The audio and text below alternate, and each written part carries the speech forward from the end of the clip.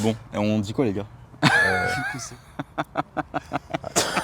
Ok les gars, bienvenue dans cette vidéo avec en fond le lac du Cresse, Voilà, le bureau du jour. le repère des powerlifters de Montpellier.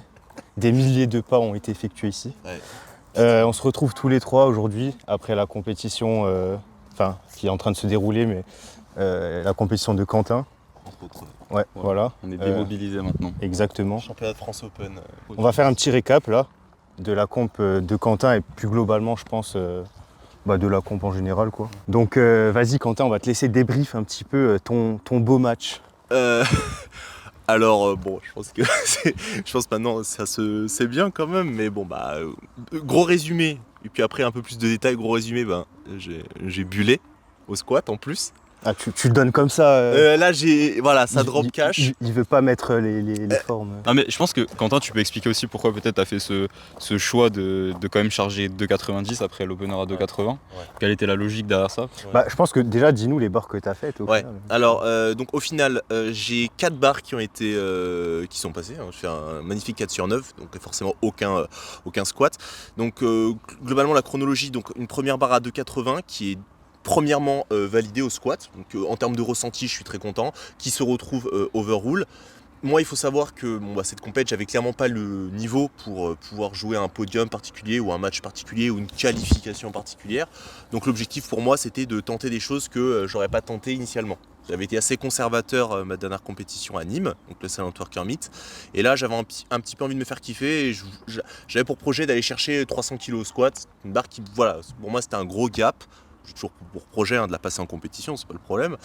Et donc après un 2,80 qui passe honnêtement bon ressenti, bon au final qui se fait overrule, juste le ressenti est bon et je me dis 2,90 pendant la prépa elle a déjà été faite.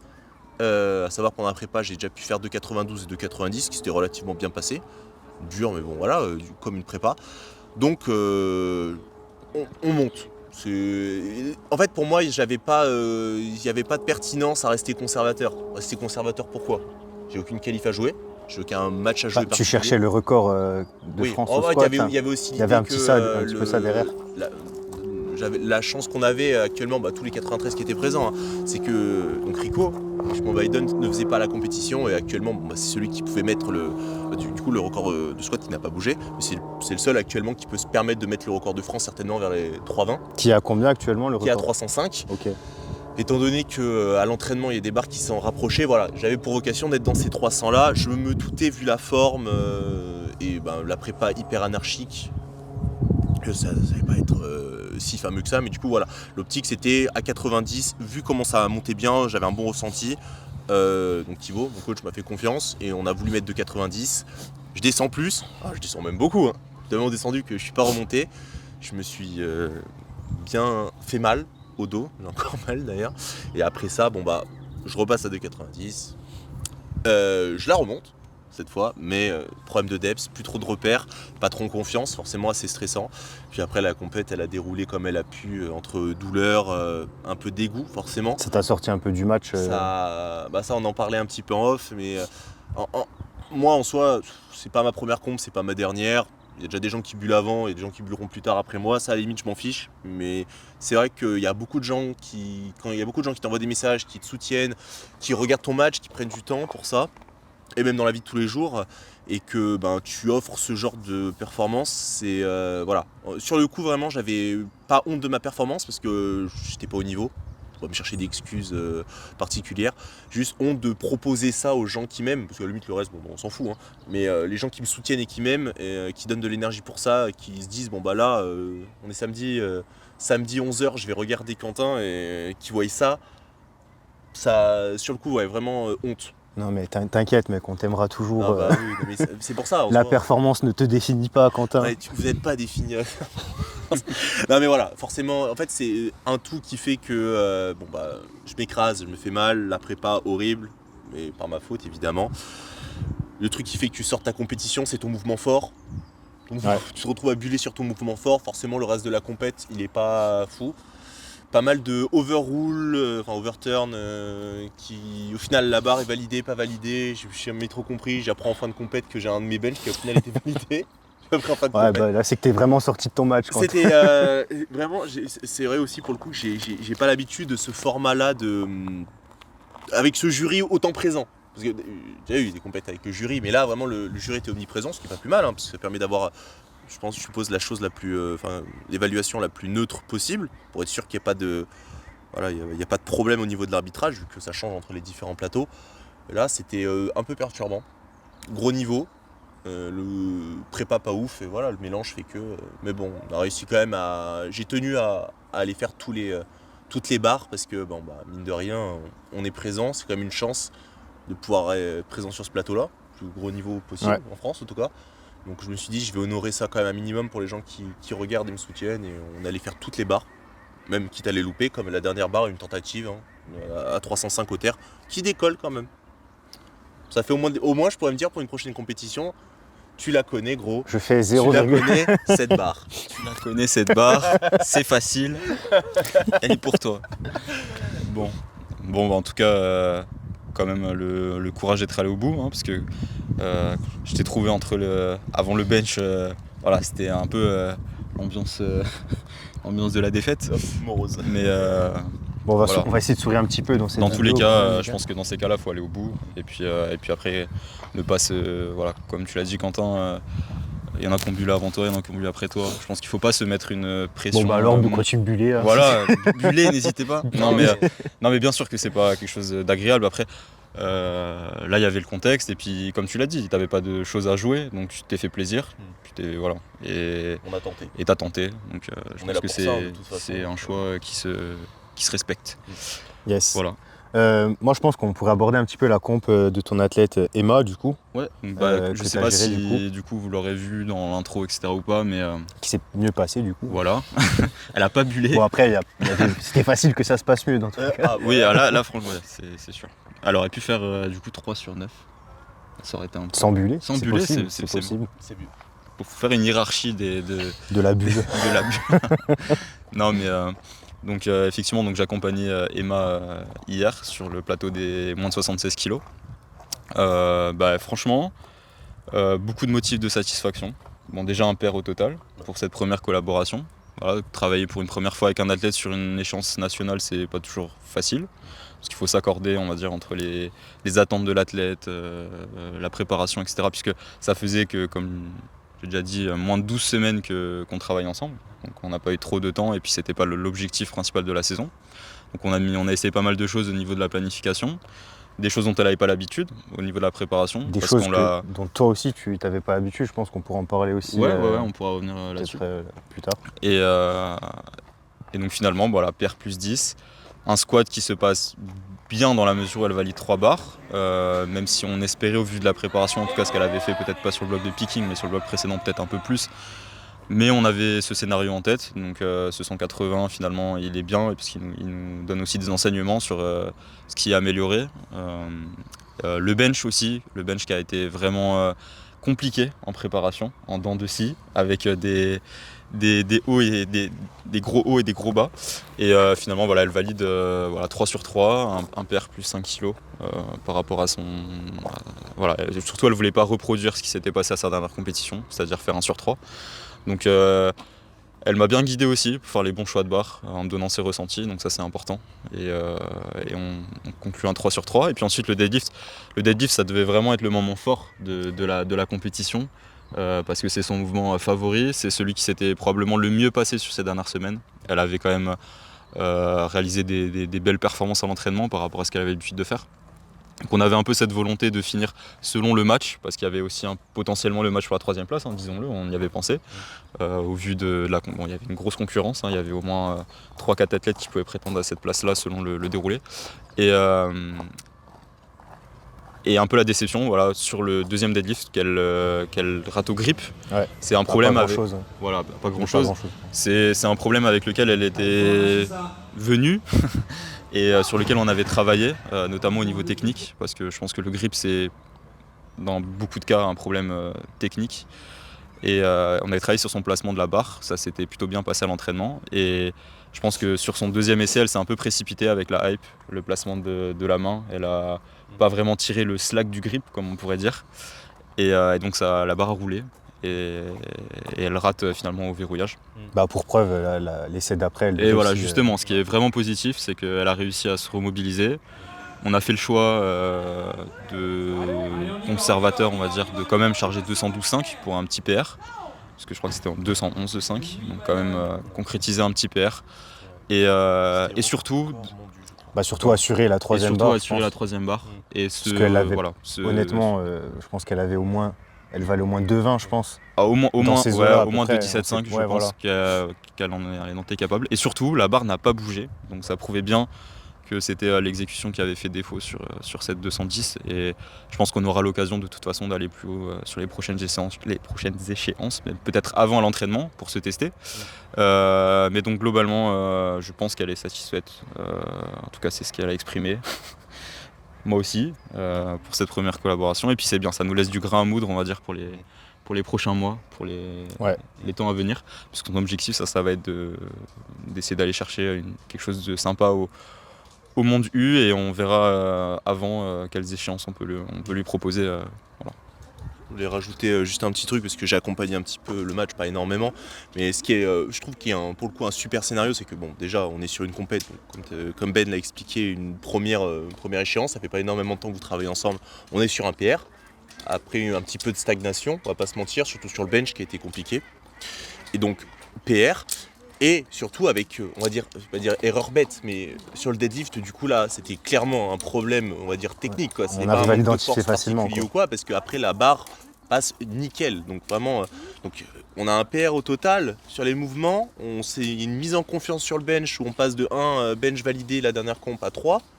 Et en plus, comme Ben l'a dit, il y a du grain à moudre pour le coup. Donc il y a même d'autres pistes. Donc là, c'est quand même super. Ouais. C'est-à-dire qu'il y a encore de la marge. Après une progression sur un laps de temps restreint. Donc preuve que un petit peu de changement, ça peut faire du bien, une approche différente. Je ne veux pas dire meilleure, mais juste une approche différente qui fait peut-être que... plus adaptée. Moi je trouve que la gestion de match a été particulièrement intéressante. Déjà de ton côté Ben, tu as beaucoup réfléchi là-dessus. Tu as établi un plan assez petits oignons, comme on pourrait dire. Et les choix, je pense que d'un point de vue extérieur, peut-être que certaines personnes se sont dit c'est très conservateur parce que, à part peut-être sur le squat où il y a eu un peu de grind, mais le reste c'était assez facile, même le bench, etc. Mais il y a un contexte derrière, notamment le fait que Emma est une athlète assez stressée entre guillemets en compétition. Et là on cherchait, de ce que j'ai compris, c'était surtout reprendre confiance et du plaisir sur le plateau. Et je pense que tenter peut-être 2,15 ou 2,17,5 au deadlift aurait fait que je pense la compétition aurait été perçue beaucoup il fallait pas rester sur un échec, ça aurait été dommage. Ouais. Déjà parce que ça aurait remis en question un peu les choix qu'on avait fait sur le technique sur le deadlift. Et moi j'étais assez convaincu que c'était plutôt un problème technique. Voilà. Donc je pense qu'on serait ressorti de cette compétition avec un ressenti complètement différent si le dernier deadlift a été loupé. En fait, le match il était assez simple. Je savais qu'au squat, il fallait faire plus pour espérer une 3e place. Donc à partir du moment où on a fait ces choix là au squat, qui à mon avis étaient les bons sur la performance, peut-être qu'elle avait 2,5 kg de plus, parce que ça aussi Emma c'est une athlète qui peu explosive. Donc c'est pas toujours facile de savoir ce qu'elle a dans le ventre, donc je m'en suis aussi remis un peu à son jugement. Et pour elle c'était aussi nouveau ça, parce qu'en général elle se laissait guider sur les choix de barre. Là j'ai quand même insisté sur le fait que j'avais besoin de son feedback et qu'elle pouvait prendre un peu le contrôle aussi de son match. Donc ça c'est plutôt positif. Et voilà, je pense qu'à partir de ce moment-là, à partir du squat, pour moi, le focus a un peu shifté vers on assure des PR, on construit de la confiance.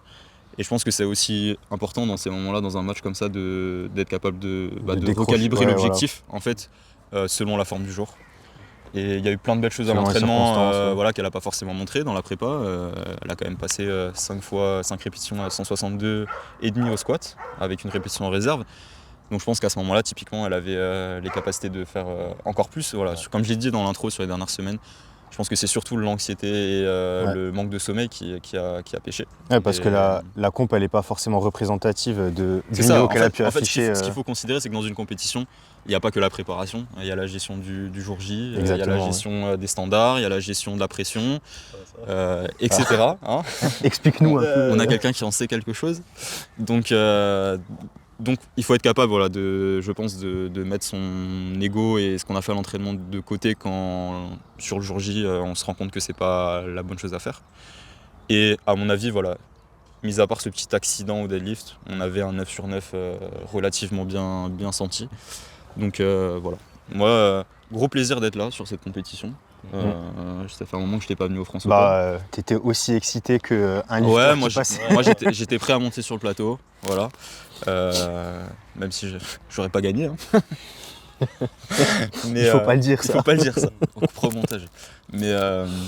Mais voilà, gros plaisir et puis surtout de travailler avec des athlètes aussi investis ouais. Parce qu'elle a quand même beaucoup de responsabilités, beaucoup de sollicitations à côté avec ses études, etc. Et c'est pas facile.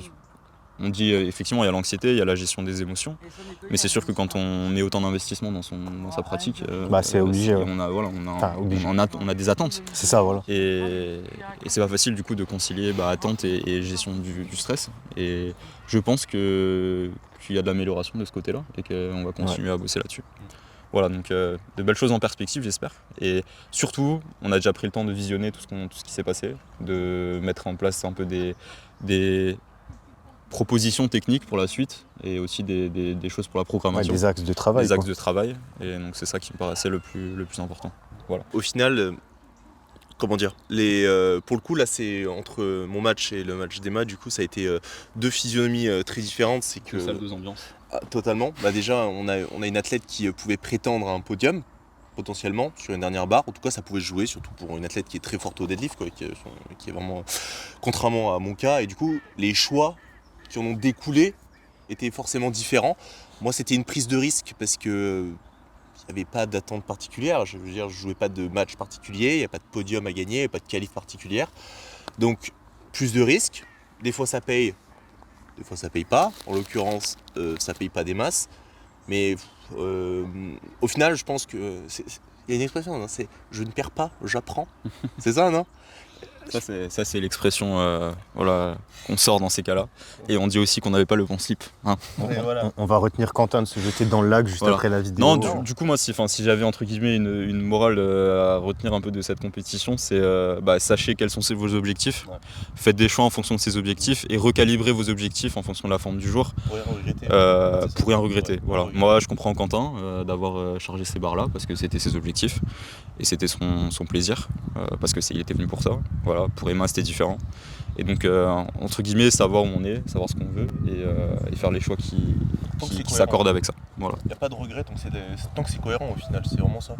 Moi vraiment c'est le premier truc qui m'est vraiment venu, comme je disais tout à l'heure, c'est moi je regrette pas parce que je pense que c'est une bonne chose pour moi et ça me permet de remettre en perspective certaines choses, surtout sur mon approche de la force athlétique.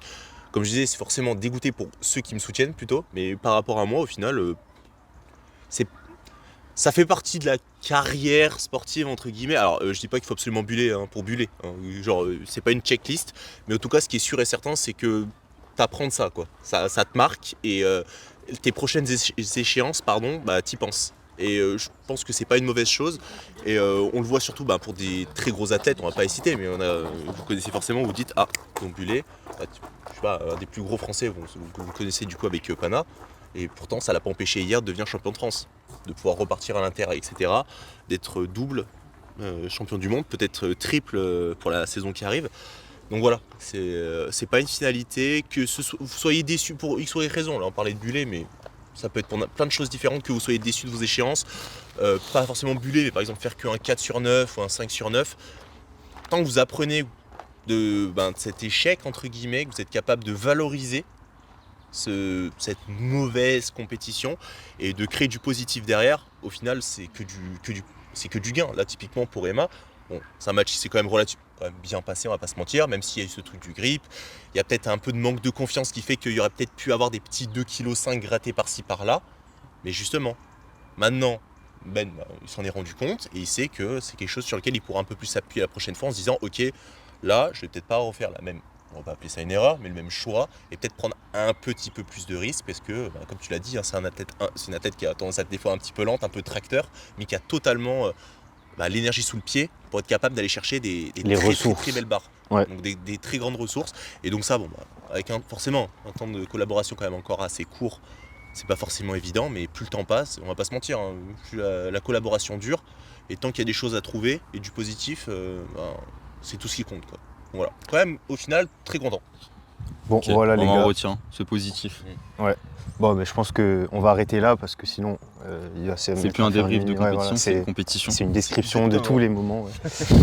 Bah écoutez, merci de nous avoir suivis. Vous bientôt connaissez sur les les- likes sur YouTube, tout ça. Ça nous permet Et- de valoriser notre travail, surtout si ça vous plaît, quoi, au final, hein. Même si ce type de format vous plaît plus que ce qu'on ferait d'habitude, c'est une manière de se... Faites-le nous savoir aussi. Ouais, voilà, c'est ça, si au final vous préférez... Je pense qu'on plus, t'entend pas là, mec. Ah ouais, tu penses? Non, ouais, je pense. Ok, on m'entendait peut-être pas, du coup je vais répéter, mais juste aussi c'est pour valoriser notre travail, c'est que peut-être ce format, au final vous préférez les podcasts, faites-le nous savoir, et au final likez plutôt les formats podcast ou les vidéos, et si au contraire vous préférez ces feedbacks là ces formats où on pourra être ensemble et on fait le feedback typiquement de compétition, là c'était les France Open, c'est l'occasion, voilà Montpellier, on s'est tous un peu rejoints ici, mais ça pourrait être l'occasion pour d'autres compétitions, là c'était au Crès, peut-être l'année prochaine ce sera de nouveau à Saint-Germain-en-Laye ou que sais-je. Voilà quoi, c'est toujours positif, nous on sait au final ce que vous préférez, donc ça nous permet de nous concentrer là-dessus. Et vous, ça vous permet d'avoir du contenu plus ciblé sur ce que vous aimez, quoi. Donc c'est gagnant-gagnant pour tout le monde au final. Voilà les gars, Voilà, la compétition, le contenu gagnant-gagnant, tout est gagnant. tout est gagnant. Voilà. Si vous voulez gagner, dans la description, il y a le lien pour les coachings. J'ai gagné plein de kilos. Voilà, de kilos sur le total. venez faire des gains avec nous. On vous dit à la prochaine. À l'année prochaine, À l'année du coup. prochaine, ouais, je pense. Ah, Et voilà. Ciao. merci pour tout. Ciao.